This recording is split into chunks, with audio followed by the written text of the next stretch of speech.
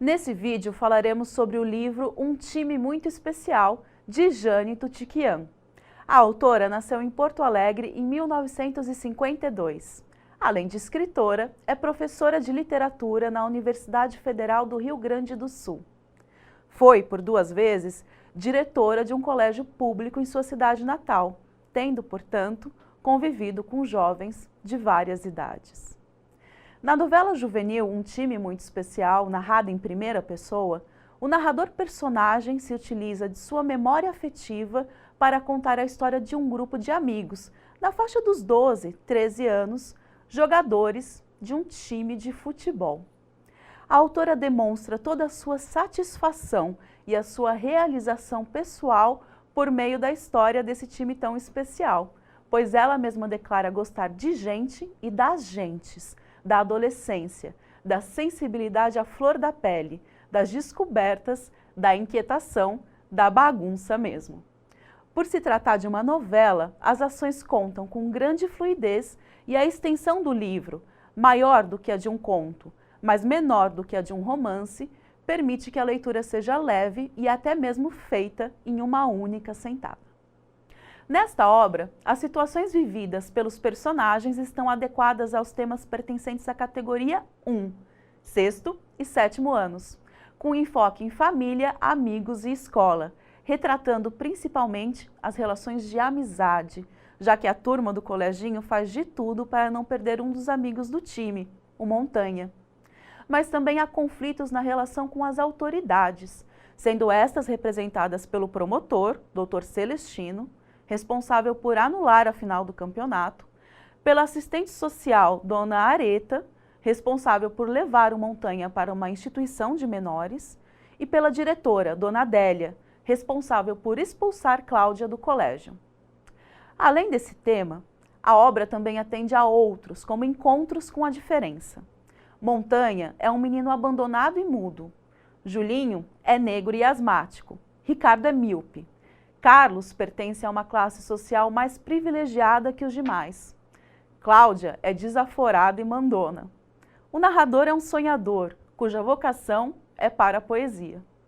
E o tema autoconhecimento, sentimentos e emoções, retratando relacionamentos dos personagens com as suas emoções e seus sentimentos, como amor, alegria, dor, perda e superação, entre outros, está presente.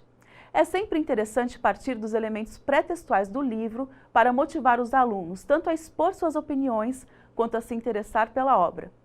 Por causa disso, peço a eles que observem as ilustrações da capa e que, a partir delas, criem hipóteses sobre o tema da história, atendendo assim à habilidade 45.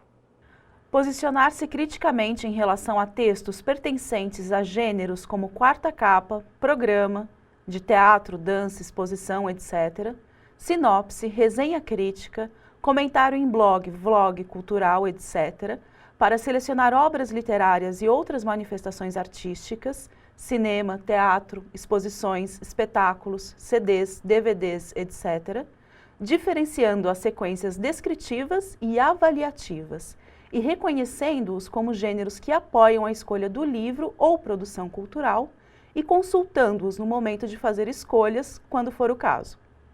Deixe que eles se expressem livremente. Esse tipo de atividade é importante para que eles desenvolvam confiança para se expressarem, uma boa oportunidade para desenvolver a habilidade 23.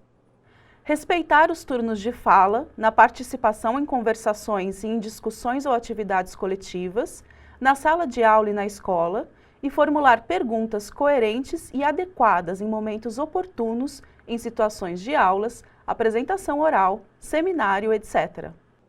Peça também que eles tomem notas das hipóteses levantadas, pois elas serão úteis depois da leitura da obra, e são um exercício interessante para alunos dos anos finais do ensino fundamental, de acordo com a habilidade 26. Tomar nota em discussões, debates, palestras, apresentação de propostas, reuniões, como forma de documentar o evento e apoiar a própria fala, que pode se dar no momento do evento ou posteriormente, quando, por exemplo, for necessária a retomada dos assuntos tratados em outros contextos públicos, como diante dos representados. Desse modo, várias habilidades recomendadas pela BNCC estarão sendo trabalhadas ao mesmo tempo nessa atividade. Em seguida, leia a quarta capa do livro para instigar mais ainda a curiosidade dos alunos, de modo que eles fiquem mais motivados e engajados na leitura do livro. Explique que nesse livro eles entrarão em contato com personagens que têm muitas particularidades, por exemplo, um personagem abandonado e mudo. Pergunte se eles conhecem alguém com esse tipo de deficiência ou alguma outra. Como é a relação entre eles? Quais as dificuldades encontradas e qual é a postura adotada? Diga que, após a leitura do livro, esses temas voltarão a ser debatidos. Por fim, convide-os a entrar na aventura proposta pelo livro, iniciando a leitura. Agora que a obra já foi lida, contextualize-a, isso é, esclareça todas as dúvidas dos alunos, confirmando ou não as hipóteses levantadas por eles antes da leitura. Peça a eles que consultem as hipóteses levantadas anteriormente e as comparem com a opinião de agora. Peça a todos que manifestem sua opinião acerca da história lida. Lembre-se de que algumas turmas podem ter um caráter mais tímido, por isso precisam de um estímulo mais insistente para que consigam dar início às suas considerações e assim quebrar o gelo. Não deixe que um clima de apatia diante da obra lida perdure por muito tempo. Portanto, instigue ao máximo, provoque, pergunte, compare, chame a atenção para determinado ponto que possa atraí-los e movê-los ao debate, cumprindo a habilidade 23 já mencionada. Inicialmente, faça perguntas para mediar a discussão. Por exemplo, pergunte aos alunos sobre o cenário da obra. Em que cidade eles acham que se passa a história? Por quê? Peça a eles que opinem a respeito da atitude do promotor, que anulou a final do campeonato. As justificativas dele eram motivo para isso?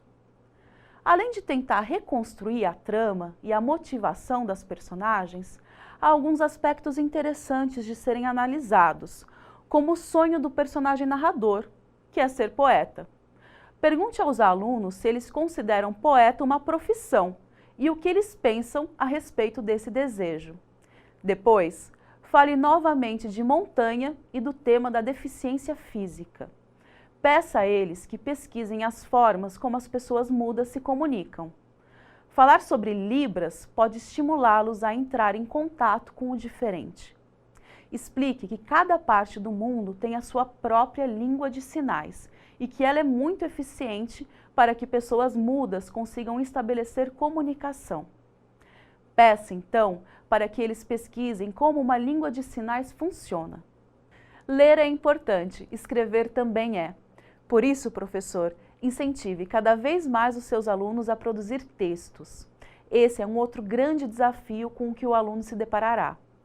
O hábito da escrita fará com que ele passe gradativamente a escrever com facilidade e prazer. Retomando o caso de Montanha, peça aos alunos que imaginem que eles são um dos outros personagens, Julinho, Cláudia, Carlos ou Ricardo, que, ainda abalado pela situação do amigo, decide escrever uma carta a um conhecido que mora noutra cidade, relatando o que aconteceu. Nessa atividade, eles terão que trabalhar a perspectiva da personagem escolhida e as suas características principais devem transparecer no texto. Explique que uma carta escrita por Cláudia, personagem de forte temperamento, será muito diferente de uma carta escrita por Julinho ou Ricardo, por exemplo. É interessante, então, fazer um quadro na lousa e colocar o nome dos personagens de um lado e do outro, quais são as características que mais chamaram a atenção durante a leitura. Após completar o quadro, os alunos estarão prontos para redigir a carta sobre Montanha. Quando terminarem, em duplas, peça a eles que troquem as cartas e que um aluno leia a do outro, sugerindo alterações e correções. Dê um tempo para que cada aluno faça as alterações que achar necessárias após essa primeira leitura. Em seguida, faça uma roda e peça para que cada aluno leia a sua carta para a turma. Assim, todos saberão a perspectiva de cada um sobre os principais pontos da história lida. Boa aula, professor!